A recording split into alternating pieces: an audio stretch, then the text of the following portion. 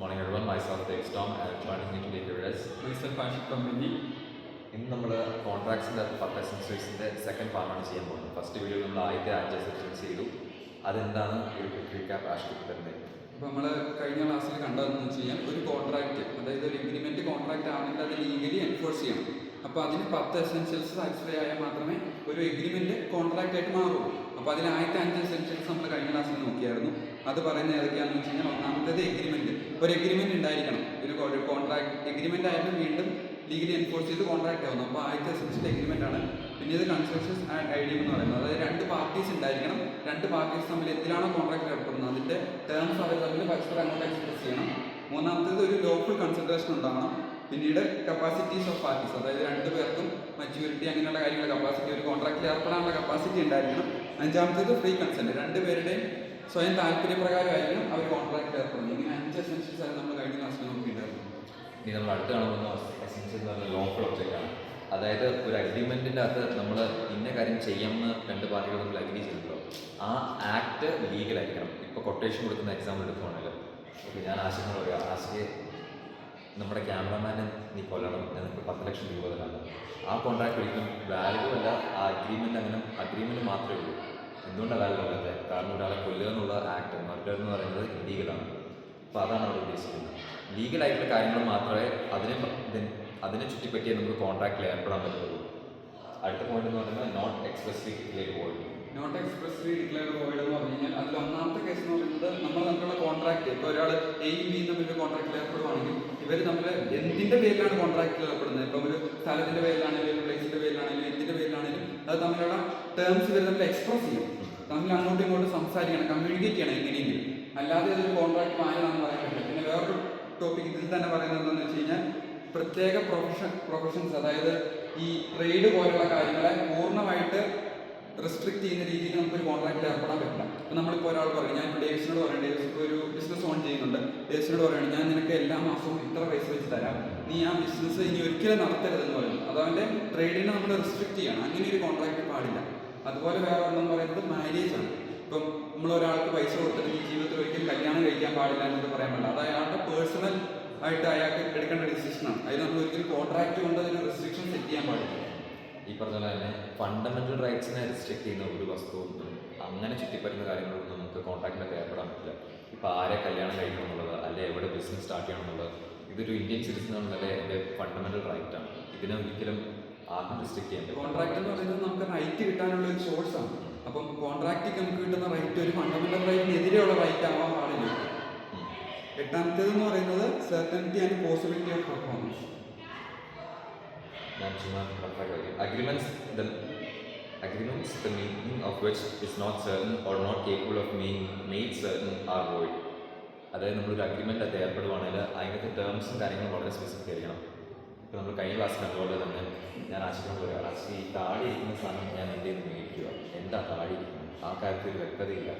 ആ ചെവി ആ പൂടെ കാര്യമാണ് ഉദ്ദേശിക്കുന്നത്, അത് കുപ്പിയുടെ കാര്യമാണ് ഉദ്ദേശിക്കുന്നത്. അപ്പോൾ നമ്മൾ കോൺട്രാക്റ്റ് ഇതിപ്പോൾ ഈ കേസിലാണ് നമുക്ക് റിസോൾവ് ചെയ്യാൻ പറ്റും വളരെ വ്യക്തമായിട്ട്. ഓക്കെ, ഞാൻ ഇതാ ഉദ്ദേശിച്ചെന്ന് പറയാൻ പറ്റും. അതേസമയം ഇൻ കേസ് എനിക്ക് സ്പെസിഫൈ ചെയ്യാൻ പറ്റില്ല, ഇന്നതാണ് ഉദ്ദേശിക്കുന്നത് അല്ലെങ്കിൽ ഇന്നതാണ് പ്രിസൈസായിട്ട് എനിക്ക് ആ കോൺട്രാക്റ്റിൽ ഏർപ്പെടാൻ അല്ലെങ്കിൽ ടേംസ് ആൻഡ് കണ്ടീഷൻസ് എനിക്ക് പറയാൻ പറ്റിയില്ലെങ്കിൽ ആ കോൺട്രാക്റ്റ് അവിടെ എന്താ അതിന് പ്രസക്തിയില്ല. അതാണ് ഒരു കോൺട്രാക്റ്റ് ഉണ്ടാവുകയാണെങ്കിൽ അത് സർട്ടൻ ആയിരിക്കണം. പിന്നെ ഇതിൽ തന്നെ പറയുന്ന പോസിബിലിറ്റി ഓഫ് പെർഫോമൻസ്. നമ്മളിപ്പോൾ ഒരു കോൺട്രാക്റ്റിൽ ഏർപ്പെടുവാണ്. ഇപ്പം എ ബിക്ക് ഒരു പ്രോമിസ് കൊടുക്കുകയാണ്, ഞാൻ നിനക്ക് ഇന്നൊരു കാര്യം ചെയ്തു തരുമെന്ന് പറയും. അത് എയെ കൊണ്ട് ഒരിക്കലും ചെയ്യാൻ പറ്റില്ലെങ്കിൽ അതിലൊരു പോസിബിലിറ്റി ഇല്ല, ഇമ്പോസിബിൾ ആയിട്ടുള്ളൊരു കാര്യമാണ് എ പറയുന്നതെങ്കിൽ. ഇപ്പം നമ്മളിപ്പോൾ ഒരു എക്സാമ്പിൾ ചന്ദ്രൻ ഞാൻ നിനക്ക് എടുത്തു തരാമെന്ന് പറയുക, അങ്ങനെയൊക്കെ ഒരു കോൺട്രാക്റ്റിൽ ഏർപ്പെടാം. അങ്ങനെ ഒരു കോൺട്രാക്റ്റിൽ ഏർപ്പെട്ട് ഒരു പ്രോമിസ് കൊടുത്തു കഴിഞ്ഞാൽ അത് എക്ക് ഒരിക്കലും ചെയ്തു കൊടുക്കാൻ പറ്റില്ല. അങ്ങനെ ചെയ്തു കൊടുക്കാൻ പറ്റാത്ത കാര്യങ്ങളൊന്നും ഒരിക്കലും എഗ്രിമെൻ്റ് ആയിട്ടോ ഒരു കോൺട്രാക്റ്റ് ആയിട്ടോ നമുക്ക് കണക്കാക്കാൻ പറ്റില്ല. പിന്നെ 9ാമത് വരുന്നത് ലീഗൽ ഫോർമാലിറ്റീസ്. നമുക്കറിയാം, നമ്മളിപ്പോൾ ഒരു കോൺട്രാക്ട് എന്ന് പറഞ്ഞാൽ തന്നെ നമ്മുടെ ആദ്യം നമ്മുടെ മനസ്സിലോട്ട് വരുന്നൊരു ടോപ്പിക് എന്ന് പറഞ്ഞാൽ ഒരു റിട്ടേൺ കോൺട്രാക്ട് ആണ്. ഇപ്പം ഒരു ആധാരം അങ്ങനെയുള്ള കാര്യങ്ങളൊക്കെ നമ്മൾ നോക്കുമ്പോൾ ഒരു റിട്ടേൺ കോൺട്രാക്ട് ഏരിയയാണ് നമ്മൾ കാണുന്നത്. അപ്പം അതുപോലെ ലീഗൽ ഫോർമാലിറ്റീസ് ഒരു കോൺട്രാക്റ്റിലോട്ട് ഏർപ്പെടുമ്പം കുറേ ലീഗൽ ഫോർമാലിറ്റീസ് ഉണ്ട്. അതിപ്പം വിറ്റ്നസ് ഉണ്ടാവണം, അല്ലെങ്കിൽ നമ്മളിപ്പോൾ എഴുതണമെങ്കിൽ ഒരു പിന്നെ ആധാര ഓഫീസിൽ അവിടെ എവിടെയെങ്കിലൊക്കെ പോയി കൃത്യമായിട്ട് അതിൻ്റെ ലീഗൽ ഫോർമാലിറ്റീസ് പാലിച്ച് മാത്രമേ ഒരു എഗ്രിമെൻറ്റ് നമുക്ക് കോൺട്രാക്റ്റായിട്ട് മാറ്റാൻ പറ്റുള്ളൂ. അപ്പോൾ നിങ്ങൾ തന്നെ ഓർക്കുക, നമ്മൾ ആദ്യത്തെ ഒരു കോൺട്രാക്ട് വരുമ്പോൾ നമ്മൾ പറഞ്ഞിരുന്നു റൈറ്റിങ്ങിൻ്റെ ആവശ്യമില്ല, അല്ലെങ്കിൽ കുറേ നിങ്ങൾ വിചാരിക്കുന്ന ഫോർമാറ്റിൻ്റെ ആവശ്യമില്ല. അതെന്നൊക്കെ പറയുമ്പോൾ നമ്മൾ ചായ കുടിക്കാൻ ഒരു ഹോട്ടലിൽ കയറുക, അല്ലെങ്കിൽ ബസ്സിലേക്ക് യാത്ര ചെയ്യാൻ വേണ്ടി ഒരു ബസ്സിൽ കയറുക, അവിടെ കുറേ സാധനം ഓൾറെഡി ഇംപ്ലൈഡ് ആണ്. ഈ വ്യക്തി ബസ്സിൽ കയറുമ്പോഴത്തേനും ആ ബസ് ഓടിക്കുന്ന വ്യക്തി അല്ല ബസ്സിൻ ആ എൻറ്റിറ്റി നിങ്ങൾ ഉദ്ദേശിക്കുന്ന ഡെസ്റ്റിനേഷൻ നിങ്ങൾ ഡ്രോപ്പ് ചെയ്യാനുള്ള ഒരു റെസ്പോൺസിബിലിറ്റി ഉണ്ട്.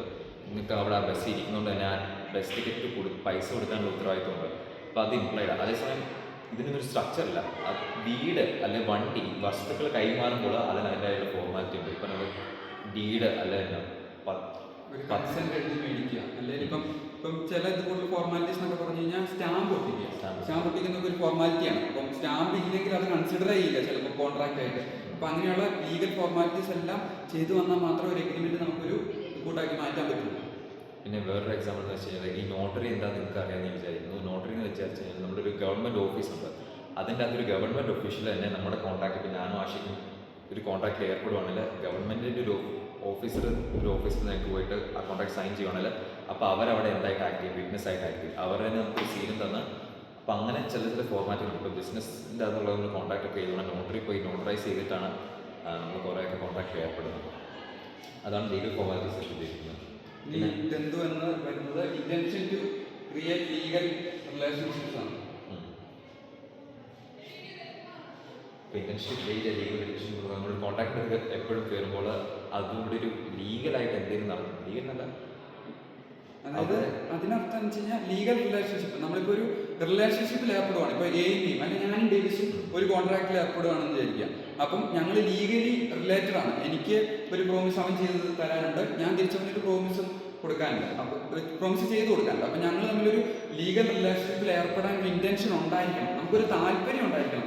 കോൺട്രാക്റ്റിൽ ഏർപ്പെടുമ്പോൾ നമ്മൾ എനിമിയായിട്ട് കൺസിഡർ ആവുന്ന ഒരാളോട് ആണ് നമ്മൾ കോൺട്രാക്ട് ഉണ്ടാക്കുന്നത് എങ്കിൽ പോലും പുള്ളിയായിട്ട് റിലേഷൻഷിപ്പ് ഉണ്ടാകും. കോൺട്രാക്ട് എത്ര കാലം നിലനിൽക്കുന്നു അത്രയും കാലം. ഇവിടെ മെയിനായിട്ടുള്ളതെന്ന് വെച്ച് കഴിഞ്ഞാൽ നമ്മൾ ആ കോൺട്രാക്ട് ചെയ്യുന്ന വസ്തുവിന് എന്താ പറയുക ലോഡ് കൺമുമ്പിൽ പ്രസക്തിയാണ്. ഇപ്പോൾ എക്സാമ്പിൾ പൈസയുടെ കേസ് കാണിച്ചു, ആശിക്ക് എനിക്ക് വസ്തു വന്ന് ഞാനൊരു വേറൊരു വസ്തു അല്ല ഞാനൊരു ആക്ട് അവന് ചെയ്തു, പൈസ അവന് തിരിച്ചു കൊടുത്തു. അവിടെ ഒരു സെയിൽ നടക്കുന്നുണ്ട്. സെയിൽ നടക്കുമ്പോൾ സ്വാഭാവികമായിട്ട് അതിന് ടാക്സ് ഈടാവുന്നുണ്ട്. അല്ലെ ഗവൺമെൻറ് കൂടി ഒരു എന്താ പറയുക ഗവൺമെൻറ്റിൻ്റെ സിസ്റ്റത്തിൽ കൂടെ കയറിയാണ് ആ സംഭവം നടക്കുന്നത്. ഇപ്പോൾ എന്താ ഞാൻ ആശിക്കൊണ്ട് പറയാം, ആശിക്ക് ഞാൻ എന്നിട്ട് പുറം തൂത്ത് തരാം, നീ എൻ്റെ കാല് തൂത്ത് തരണം.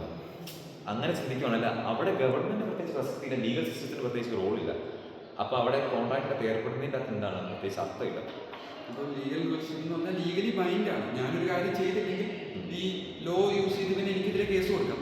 അതേപോലെ ഇവനൊരു കാര്യം ചെയ്തില്ലെങ്കിൽ എനിക്കും ലോ യൂസ് ചെയ്തൊരു കേസ് കൊടുക്കാം. അപ്പോൾ ഞങ്ങൾ തമ്മിലൊരു ലീഗലി റിലേഷൻഷിപ്പ് അവിടെ ഉണ്ടാവും.